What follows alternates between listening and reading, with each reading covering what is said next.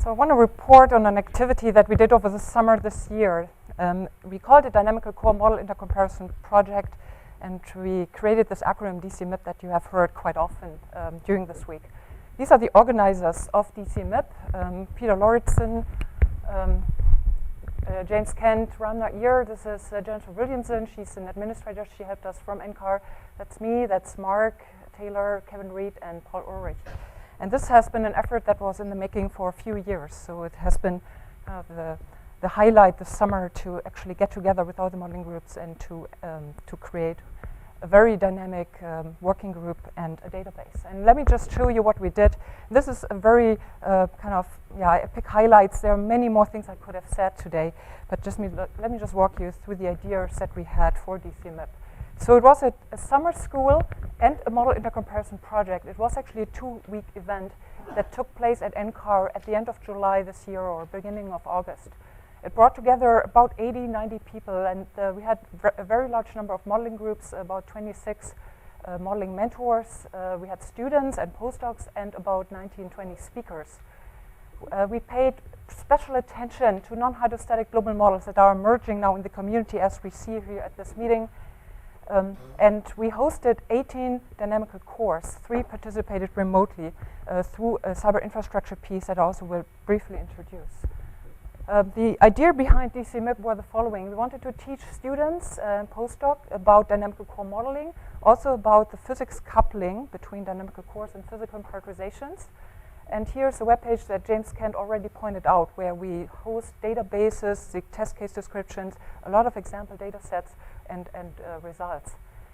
We conducted, during the event, was hands-on. The students teamed up with the mentors. We conducted this intercomparison. During the event, we basically ran all models on the NCAR machine, and also we defined and tested new test cases. We hope that they will be establishing themselves then as new dynamical core test cases. And this will be, of course, decided by you, the user of the test cases. Our vision was that we wanted to establish DCMIP not just as a one-time event, but as a long-term resource for the whole community, something that will stay, and every new member that comes on board has the possibility to compare new results against our old results that we are making available on an open access database. At the platform, the database, the gateway is again this website that I hopefully have maybe a chance to click on at the very end. Here you see the group of people that participated. They came from all over the world. Unfortunately, we didn't have somebody from Australia. We had somebody from Brazil. Then you see Asia, India, Russia, Europe, Canada, and the United States. And these are the mentors that came. These are just a collection of faces that I grabbed from the online, from their web pages. Here's a list of names. These represent 18 different modeling groups. I just want to very briefly go over the models, just introduce the names to you and the agencies that participated, and I grouped them according to their computational measures. I could have done it differently, but this was kind of one choice. So the models that participated on CubeSphere grids were the ChemSE model that is used by NCAR and Sandia Labs, FE3 GFDL, which is also used at NASA. That is a CubeSphere version of SJ-Lin's finite volume dynamical core, and MCore, which Paul Ulrich developed at the University of Michigan, and he's now at the University of California, Davis. This is already actually representing a mix of hydrostatic and non-hydrostatic dynamical cores, which I probably point out at times. MCore, for example, is non-hydrostatic. These two were used as hydrostatic versions. Models on latitude-longitude grids, so more like traditional models, were the traditional finite volume model, SJ-Lin's model, used at NCAR. PUMA is a model at the University of Hamburg, used mostly for scientific reasons, not operationally. We had Environment Canada with the GEM model in the Latlon version, and also Endgame here at the UK Met Office. IFS participated with the reduced Gaussian grid, so it kind of belongs in this category. We had models on the triangulations, so the icosahedral grid, this was ICON. The MPI DWD version from Max Planck Institute, Dynamical, the French version from Thomas Dubois. NIM, we heard about this today from Jin Lee. NICAM is a model of the Japanese group at Riken and Jamstack, and OLAM at the University of Miami. That's Robert Valco's model. And then last but not least, we had those models on the hexagonal grids. These were FIM, also a NOAA model from Boulder. That's ICON, that's Almut Gassmann's model. MPAS, the NCAR effort. OLAM, again in a different version, in hexagonal configuration. And USIM, which is a model that we heard about from Stella Connor. This is a new model at the Colorado State University. And Yin Yang, okay, that's the last one group. We also featured the Environment Canada model on the Yin Yang grid, which is the new and upcoming operational model.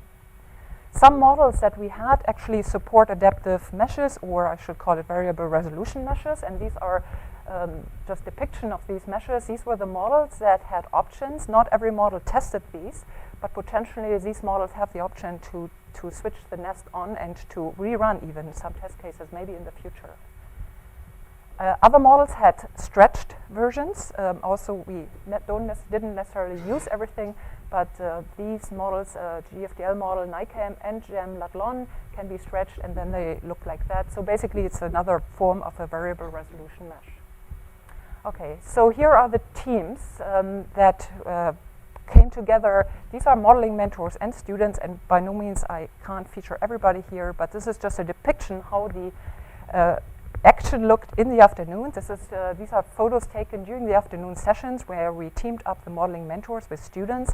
These teams stayed together for 2 weeks, and they met every afternoon to get together and to work on test cases with the modeling mentors. It was a very energetic event here. I hope I captured every model, every of the 15 models that was present. I did not feature the 3 remotely participating models here. Okay, let me introduce kind of the idea of the test suite and just then go into examples, show you some examples of the intercomparison. When we put together the DCMIP test suite, we of course had experience from the event we conducted 4 years ago, which was a 2008 Dynamical core model intercomparison. We did this also with Peter Lauritsen, Mark Taylor, and Ram Nair back in 2008. At that time, we were mostly focusing on hydrostatic approaches. This time, we really wanted to get at the non-hydrostatic problem. So this required a lot of rethinking how we want to reformulate the test cases, and this is kind of a very generic wish list what you want to have. Ideally, you want to have test cases for hydrostatic or non-hydrostatic models that are maybe even applicable both on shallow and deep atmosphere formulations. This is not realized right now. This is in the making, maybe for the future. It's very hard. We wanted to have easy to apply test cases. That means analytic initial conditions, if possible, on all grids. Even for different vertical coordinates, they should be easy, meaning easy to set up and easy in the configuration, but as complex as necessary to reveal the flow characteristics. Cheap, meaning computational cheap, and easy to evaluate. Relevant, of course, they should show things we are interested in the atmosphere, and thereby reveal then the characteristics of the numerical scheme. Ideally, and we have seen a couple of examples here, we should have analytic solutions or converged reference solutions that we could compare to. We wanted, that was really at heart, we wanted to deal with moisture this time in order really to branch out now into that coupling issue between the dynamics and physics, and we want to formulate test cases that hopefully find broad acceptance, of course, in the community. Okay, here's an overview of the test categories that we put together. And these are kind of increasing in complexity as you go down. Again, the whole description of the test suite is here on the web page. There's a document of like 80-some pages if you want to get the equations of the test descriptions. The categories are pure advection, and this is basically James Kent's talk that you saw earlier today. 3D advection with and without orography. We have dry dynamical cores without rotation. And this was done on small planets. This is a figure I stole from Neil Zwedi's talks that he often has on small planets. And these were mountain waves and gravity waves. We did not look at sound waves. This could have also been added. Then we went on with the Earth's rotation and went also with the small planet idea from hydrostatic to non-hydrostatic scales. And the new thing, and this is Jared Whitehead that he gave the presentation earlier today, we introduced new tracers, which are dynamic tracers, meaning dynamic PV and the theta potential temperature. And then at the very last, we had simple moisture feedbacks, and this was mostly an idealized tropical cyclone and also large-scale condensation. Okay, so this is just a snapshot from the website. Here we gave all the test cases numbers. I don't want to go through the list. It's just I will probably refer to a couple of the numbers here. So you know, at any time you have the option to go back on the website and just check. This is a plot that James Kent already showed. This is actually one of our 3D advection test cases. This is inspired by the work by Peter and John and also Ram. And as you have seen this test many times here, it is a deformational flow field. Peter and Ram formulated it as a 2D shallow water test case. We, and James showed it, we extended this to a 3D version. And here we see 12 different models at a final, after 6 days, when the tracer, these are tracers that are stretched, as you know, when they are stretched the most. And James already mentioned that we see those issues here with the monotonicity or even positivity constraints in some models that do not have monotonicity constraints. But I don't really want to spend time on this since James already showed it. This also was shown by James, but this I think is a very nice diagnostic that, again, Peter and John suggested a year ago, or actually it's in press this year, I think, where you have the two tracers that are correlated, and again, you can, this would be the analytic correlation here along the curved slope here, and then you see the scatter around it, and you can determine the amount of mixing and unmixing, overshooting in your advection schemes. Again, this was shown earlier. James also showed this briefly. I bring it again because now I feature more models. He only showed 2, MCore and ChemFV. If you remember, this is a kind of a Hadley-like circulation where we have updrafts here that carry the tracer upward, downdraft here. This is after 12 hours. This comes back, basically, the feature, the tracer here comes back. This is the reference solution and also the initial condition. Comes back here, and now you can see the degree of deformation and also the degree of diffusion at this rather coarse resolution, actually, here in this case.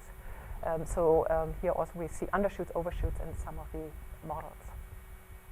As James explained, this can also be used for convergence studies. Going one category further, the next category were small Earth experiments, and this was shown to some degree by Paul Ulrich today here in his MCore presentation. One test case was a mountain wave test case. This is a result of one of our configurations. You kind of don't see the mountain. It's kind of here, down here. It's pretty small, actually, and this is 30 kilometers here. So this is a cross-section. This is like a longitudinal height cross-section of the temperature perturbation at some time, here after like an hour of the simulation. And this is a real distinguishing test case between hydrostatic and non-hydrostatic behavior. And here you kind of see it already. You might even, immediately see that the solutions look sometimes very different. For example, this group of solutions look very different than this group of solutions. And this is really the difference between hydrostatic and non-hydrostatic behavior. So this exposes this very well. Here now we can compare the non-hydrostatic models, for example, down here. Here you see the model names in terms of amplitude, phase propagation, and just overall shape. Icon, I think Almut had some heating going on here in the sponge layer, so this, I think, explains this. So this was really a discriminating test case between hydrostatic and non-hydrostatic behavior. Another category in terms of, or another part, or another test case in the category of small planets was a gravity wave test, and this is now referring also to Michael Baldauf's talk that we just heard. This is our version of a propagating gravity wave test case, and this is an animation I start in a minute, but let me just briefly explain what we did. This is actually 10 kilometers. This is actually not quite right. So it's just 10-kilometer domain in the vertical here. This is a longitudinal direction, and here we are at the equator. We are starting now a warm bubble. This is a temperature perturbation in theta, and this is in a non-hydrostatic model. It's an MCore animation, and you can now, when I just started, you can now see how this, it's a little quick, but how the warm perturbation evolves over time after, yet now here, 3,000 seconds. Here you now see the propagation of the gravity wave. You see a lot of these inner structures here of the gravity waves as, again, a true characteristic of a non-hydrostatic model. And other models, we had other models that also ran this test case. I just picked two here, Endgain, which is a UK Metaphys model, and ICON IAP, which is Almut Gassmann's version of ICON. These were non-hydrostatic models. Here again, you see these harder, probably with the color scheme now. You here see the propagation of waves and the inner structure of the waves, which is, when you go to a hydrostatic version, absolutely not present. So again, this can be used to assess those differences. I also want to denote that we had a background flow that translates the flow. It's a flow with 20 meters per second that kind of goes in this direction. Therefore, you also see asymmetries here in the amplitudes. We also used the baroclinic wave test case that has been mentioned a couple of times, which I worked on with Dave Williamson. And this is an animation, again, I start in a minute, but you see four models, and this is a pressure field, currently at day one. Here we see the NOAA model, and I want to kind of point you to this because we saw a lot of grid imprinting here in the NOAA model, which is working on the icosahedral grid. And as we go in time forward in the pressure field, it's a 30-day simulation. Let me just start it one more time, and then you see the grid imprinting here, wave number 5. Now it's kind of already merging. We also see grid imprinting wave number 4 here in ChemSE, but pretty late, and this is a typical characteristic, of course, of cube sphere models. ChemSE shows it very late, which is a good thing because it's hiding the high accuracy is hiding it a bit. So this test case has been used many times by many of you, but again, this is now a tool that lets you, or another possibility is lets you compare against a lot of different models. And here is a collection of other models, 9 of them here, again, surface pressure at day 9 in 9 different dynamical cores. Here against the FIM model, and this is way too much in our understanding of grid imprinting at this 1 degree resolution. Other models on the icosahedral grid, like Dynamical, do not have this very severe grid imprinting. We have cube sphere here, the M core, maybe a hint of grid imprinting coming slowly here, creeping in. Another grid with the cube sphere is actually here the GFDL model. One thing that I actually would like some help with, and this is the best community I can ask, is this is a plot that I actually borrowed or stole from Pilar Rupia's poster. If you have not seen it, please take a look. She's presenting DCMIP results with the ICON model, and this is, again, the baroclinic wave, but with different scalings, meaning we are now shrinking the Earth. And here I'm denoting the radius of the Earth, so we go down with a factor of 1,000. This is a really small Earth, and the grid spacing is just 110 meters. The curious thing is that suddenly, and you kind of see this difference, as we kind of go down between 1 kilometer and 100 meters, the behavior of the baroclinic wave changes drastically and is very, very different. This is a non-hydrostatic model.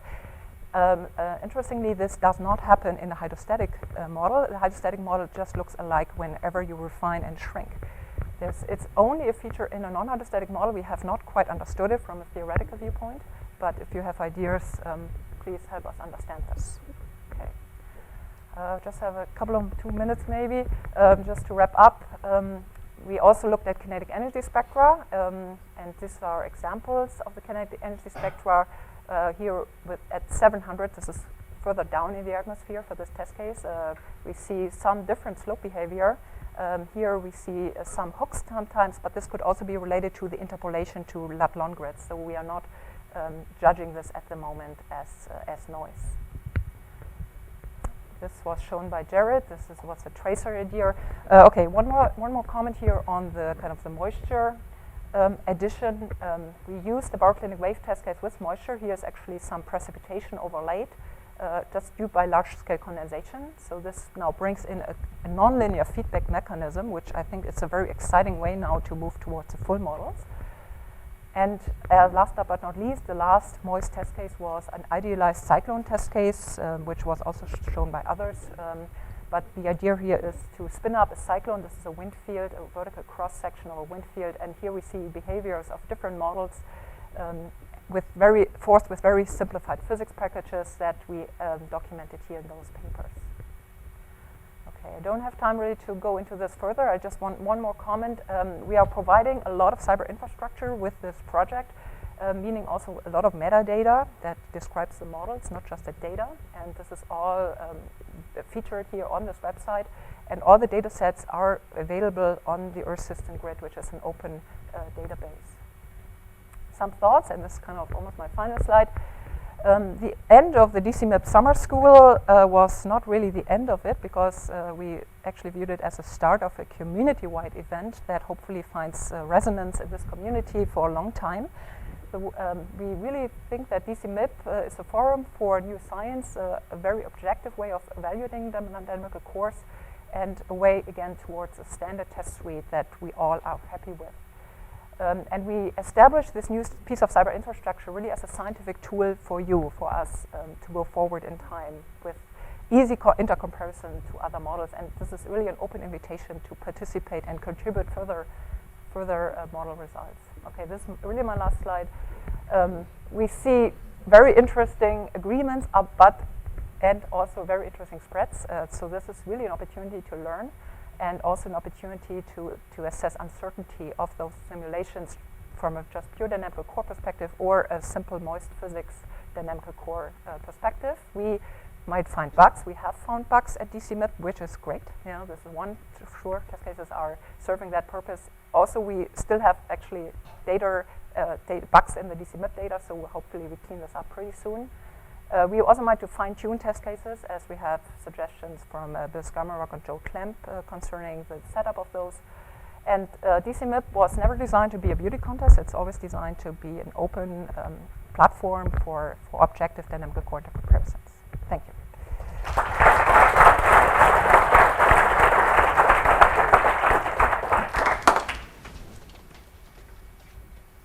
If you would want to add one more class of tests, what would it be? Oh, more class. Is it that there's so many that you can't choose, or is it that there's... Well, I think we do need more nonlinear tests. We have a lot of linear tests, and that's great. A lot of linear mountain wave tests, gravity wave tests, but that's not telling the full story.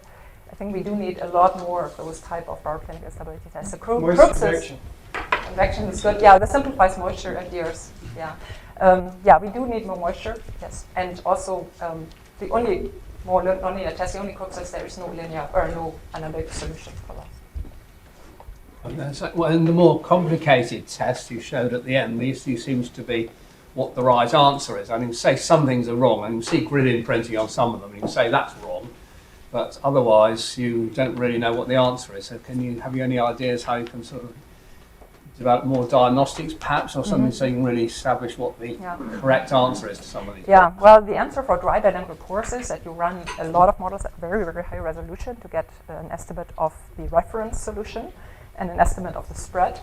And this was an idea we pushed forward with the baroclinic wave. As soon as we introduced the moisture, unfortunately, there's at the moment a wide spread, and we don't know what the right or expected answer is. So we have a lot of work to do, I guess, to come up with a better diagnostic in moist cases. For dry dynamical cores, I think high resolution reference will... you still can collapse into 3D turbulence. Remember, you're still a way away from really solving the equations, and if you have a problem which links to the turbulent flow, then you're never really going to get a converged solution.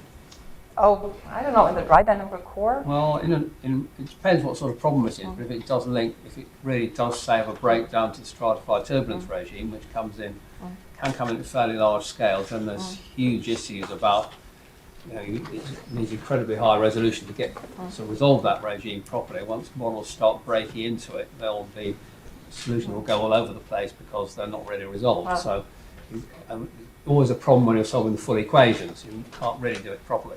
Right, but that's a dilemma we all I know, but I'm saying, but you may be able to get diagnostics. So you've got to think a bit about how to make sure that, there's some things you can do are definitely wrong, like grid imprinting, and other things you may be able to find diagnostic to say this solution definitely isn't right.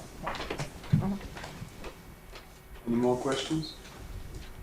To some extent, I have the similar comment to the talk before, but I'm wondering if you were to reduce G, whether you would re-establish also in the non-hydrostatic run the solution for the barotrainic wave test. Oh. You tried it? I did try. It's a good idea. Yeah. One thing I probably should have said, whenever you shrink a planet, you do need to actually speed up the rotation.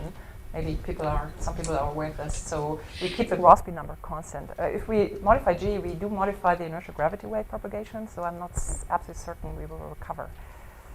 But well, Sylvie has done some tests, I think, where she modified G and then she got the perfect result for Okay, this that's barotrainic interesting. wave test. So I believe it might be the Interesting answer. idea. Yeah. Any last question? In that case, let's thank Christian and all the speakers.